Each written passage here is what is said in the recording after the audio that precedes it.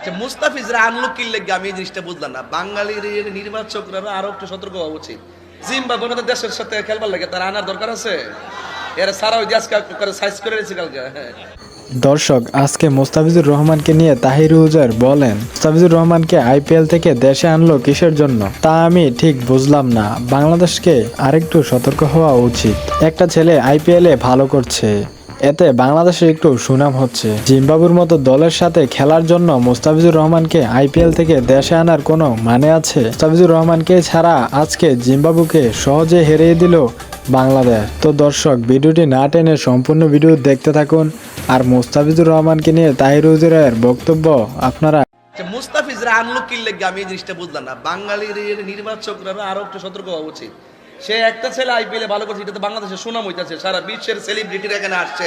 এর মধ্যে একটা ছেলে আসছে, এটার সুযোগ দেওয়ার দরকার ছিল না। জিম্বাবুয়ে মতো দেশের সাথে খেলবার লাগে তারা আনার দরকার আছে। এরা সারা ওই আজকে করে সাইজ করে রেখেছে কালকে। হ্যাঁ, তো দরকার ছিল এই প্লেয়ারটা আনার। তারপরে চেন্নাই যথেষ্ট সম্মান দিছে। এটা আমাদের একটা দেশটা প্রেজেন্টেশন হয়তো। আর আমি দেশকে চেন্নাইয়ের হয়ে পাঞ্জাবের বিপক্ষে শেষ ম্যাচ খেলেছেন মোস্তাফিজুর রহমান। দুর্দান্ত বোলিং করে চেন্নাইয়ের দর্শকদের মন কেড়ে নেয় মোস্তাফিজুর রহমান। দর্শক, আপনাদের কি মতামত? আসলে বিসিবি কি কাজটি ঠিক করেছেন? আপনাদের মতামত আপনারা এই ভিডিওর কমেন্ট বক্সে অবশ্যই কমেন্ট করে জানিয়ে দিবেন।